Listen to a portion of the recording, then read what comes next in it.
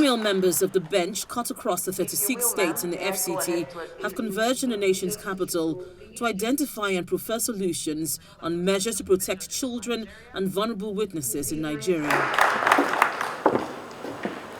My Lord.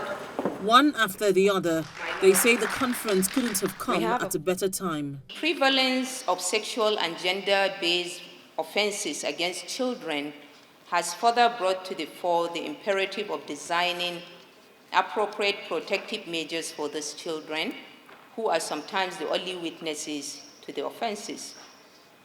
Such protection must not only address the overwhelming cultural and social norms and barriers to exposing criminals, but must also assess and address the problems that these witnesses may face before trial, during trial, and after trial.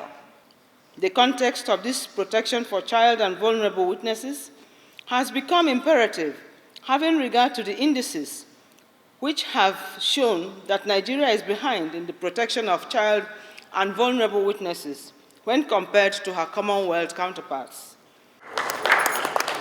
They advocate stiffer punishment for defaulters and more facilities for the courts to protect vulnerable witnesses. Violators of the Farm Act should receive punishment commensurable to the gravity of their crime. This will serve as a deterrent to offender and engender a sense of justice, closure to the victim. This will have the overall effect of encouraging other victims to come forward and eventually for the crime of violence against all vulnerable persons to stop. The facilities are not in place. So the executive really needs to look at the possibility of bringing out more money. National Assembly, please, as we are budgeting, remember that we need more money in the judiciary to be able to do these things.